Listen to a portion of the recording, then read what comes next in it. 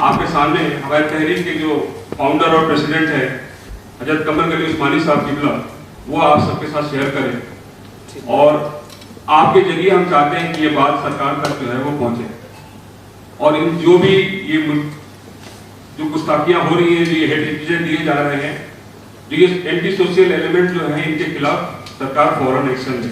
मैं हजरत कमर गली उस्मानी साहब से रिक्वेस्ट करूंगा कि वो आगे की प्रेस कॉन्फ्रेंस को आगे बढ़ाएं।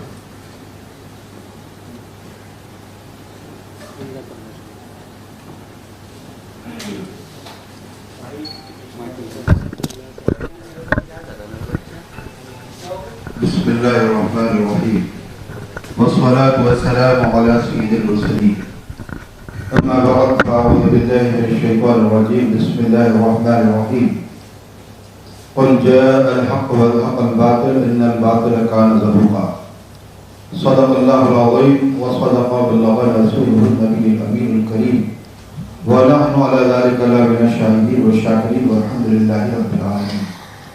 अल्लाहुम्मा सल्लि अला सय्यिदिना व मौलाना मुहम्मदिन मअज़ूम ज़िद व करम व आलिहि व बारिक वसल्लम सलातन व सलामन अलैका सय्यिदी या रसूलल्लाह सल्लल्लाहु तआला अलैहि वसल्लम। बातिल से डरने वाले ए आसमां नहीं हम, बातिल से डरने वाले ए आसमां नहीं हम, 100 बार कर चुका है तो इम्तिहान हमारा। बीजेपी हुकूमत 2014 में जब पूरी तौर से इक़्तिदार में आई, इक़्तिदार में आने के बाद ही इस्लाम और मुसलमानों के खिलाफ साजिशों का दौर शुरू हो गया। 2015 में सबसे पहले पैगंबर इस्लाम सल्लल्लाहु अलैहि वसल्लम की शान में गुस्ताखी कराई गई और फिर गुस्ताखियों का ये सिलसिला बढ़ता रहा। मुसलमान ये सोचता रहा कि मुल्क का अमन अमान खतरे में ना आए, लिहाजा खामोश रहो, सब्र कर लो। जिसका नतीजा ये हुआ कि 2015 से 2020 तक ये गुस्ताखियां तेजी के साथ बढ़ती चली गई। आलम ये था कि गुस्ताखी करने वाला, उसे बाकायदा प्रोटेक्शन दिया जाता था। अगर उसके खिलाफ कोई आवाज उठाता था तो उल्टे उसी पर कंप्लेंट की जा रही थी। लोग इंडिविजुअली गुस्ताखियां करते थे, सोशल मीडिया के जरिए, प्रिंट मीडिया के जरिए, इलेक्ट्रॉनिक मीडिया के जरिए। लेकिन 2021 में ये गुस्ताखियां इस तरह बढ़ाई गई कि यति नरसिम्हानंद सरस्वती जैसे आतंकवादी ने इसी प्रेस क्लब ऑफ इंडिया में बैठकर अल्लाह रसूल और इस्लाम के खिलाफ न जाने कैसी कैसी बकवास की। उसके खिलाफ कंप्लेंट की गई, FIR की गई, मेमोरेंडम्स दिए गए, कुछ जगहों पे एहतजाज भी हुए, लेकिन कोई सुनवाई नहीं। क्योंकि ये सब कुछ कराने वाले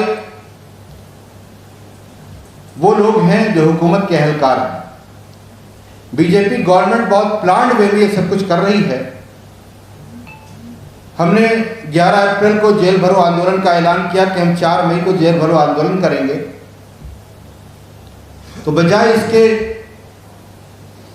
कि पुलिस एक्शन लेती और उस एक आतंकवादी को हिरासत में लेती, उसने हम पर प्रेशर बनाया। यहीं दिल्ली में ओखला पुलिस स्टेशन में ACP SHO सबसे हमारी मीटिंग हुई तो वो ये कह रहे थे कि अभी कोरोना चल रहा है, मत कीजिए। तो मैंने कहा कोरोना चल रहा है तो आप उसको अरेस्ट क्यों नहीं कर रहे? आप एक आतंकवादी को अरेस्ट नहीं कर रहे हो और हिंदुस्तान के लाखों मुसलमानों पर प्रेशर बनाना चाह रहे हैं। क्योंकि अमित शाह जो कह देते हैं वो इनको करना है। ये पुलिस का हाल हो चुका है। उन सूबों में भी जहां बीजेपी गवर्नमेंट है और जहां बीजेपी गवर्नमेंट नहीं है वहां भी तकरीबन यही हाल है। कहने को गवर्नमेंट कोई भी हो, लेकिन पुलिस पूरी तरह से अमित शाह के कंट्रोल में है। तो एक कालीबाड़ी थाने में क्या जवाब हुआ उसका बताइए ना। उसके बाद 3 मई को महाराष्ट्र पुलिस ने हमें आश्वासन दिया कि हम ये कार्रवाई करेंगे। तो हमने फिलहाल उस आंदोलन को पोस्टपोन किया, लेकिन अब तक 3 महीने गुजर चुके हैं, न महाराष्ट्र पुलिस ने कोई कार्रवाई की, न दिल्ली पुलिस ने, न यूपी पुलिस ने, किसी तरह की कोई कार्रवाई नहीं हुई। अब ये जो अभी 8 अगस्त को हुआ, इसके खिलाफ जब हमने प्रोटेस्ट की बात की, जैसा कि अभी बताया कि हम लोगों को डिटेन करके मंदिर मार्ग पुलिस स्टेशन ले जाया गया, तो चूंकि पुलिस ने यही समझा था कि जो लोग प्रोफेशनली ऐसी चीज़ें करते हैं वो आते हैं और 2-3 घंटे के बाद वापस चले जाते हैं, लिहाजा 1 घंटे बाद ही पुलिस ने हमसे कहना शुरू किया कि आप जहाँ कहिए वहाँ आपको भिजवा दिया जाए। तो हमने कहा हम लोग वो नहीं हैं जो आप समझ रहे हैं। हम लोग अपने नबी की इज्जत व अजमत, अपने इस्लाम की बका के लिए सर पे कफन बांध के आए हैं। हम यहाँ से जाने वाले उस वक्त तक नहीं हैं जब तक हमें कोई सही आश्वासन नहीं मिलता कार्रवाई का। कई बार प्रेशर बनता रहा, हमने साफ कह दिया कि आपको लाठी चलाना है आप आज़ाद हो, आप गोली चलाना चाहो हमारे सीने हाजिर हैं, लेकिन ये वो प्रोटेस्ट नहीं है कि एक दिन करके और जाके घर पे बैठ गए। ये हमारा एक इनिशिएटिव है, हमने एक शुरुआत की है, अब आगे हमें बढ़ना है। रात में उन्होंने तकरीबन 9 बजे हमें बसों में ज़बरदस्ती भरवा के और उसके बाद ले जा कर के आनंद विहार के पास छोड़ दिया। उन्होंने ये समझा कि अब ये बवाल ख़त्म हो गया।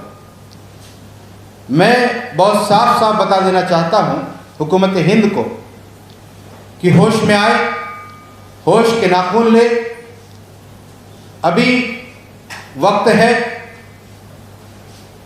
अगर यती नरसिम्हानंद, वसीम रिजवी, अश्वनी उपाध्याय और पिंकी चौधरी जैसे आतंकवादियों पर कार्रवाई नहीं हुई यूएपीए और एनएसए के तहत, तो अब मुसलमान जाग गया है, अब मुसलमान बैठने वाला नहीं है। हम इसके खिलाफ बहुत बड़ा एक आंदोलन क्रिएट करेंगे। हम ये बता देना चाहते हैं कि हमारे जज्बात से खिलवाड़ न किया जाए। मुसलमान वो है जो अपनी जानों की बाजियां तो लगा सकता है, लेकिन अपने नबी की अज़मत से कोई समझौता नहीं कर सकता। हमारे नबी की शान में गुस्ताखियाँ, अल्लाह की शान में गुस्ताखियाँ, इस्लामी कवानीन में मुदाखलत, ये सब कुछ बर्दाश्त नहीं किया जाएगा।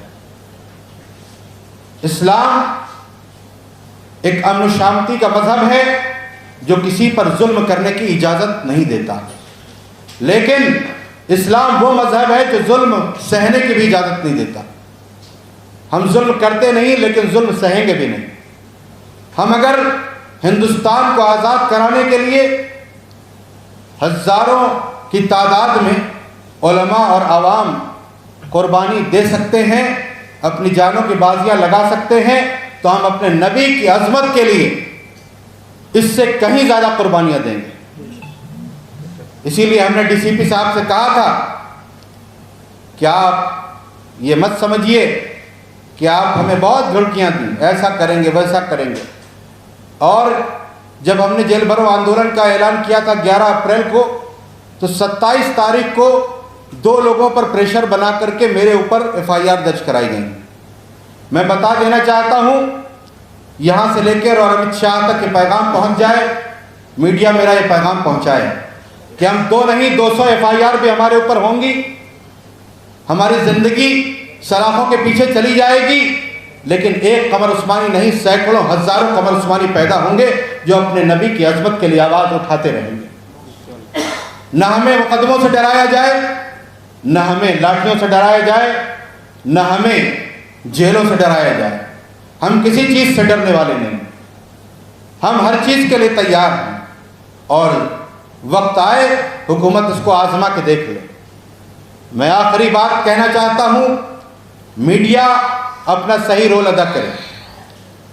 आज जिस तरह से जो कुछ हो रहा है, नेशनल मीडिया के बहुत से चैनल जो सिर्फ वन साइड काम कर रहे हैं, मैं उनको कहूँगा कि आप मीडिया का काम सही तौर पर करें और हमारा पैगाम सही तौर पर पहुँचाएं।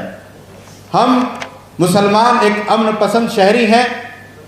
हम किसी के मज़हब के बारे में, किसी के मजहबी पेशवाओं के बारे में बुरा भला नहीं कहते। इसी तरह हम बिल्कुल पसंद नहीं करेंगे कि हमारे अल्लाह और उसके रसूल की शान में गुस्ताखियाँ की जाएँ।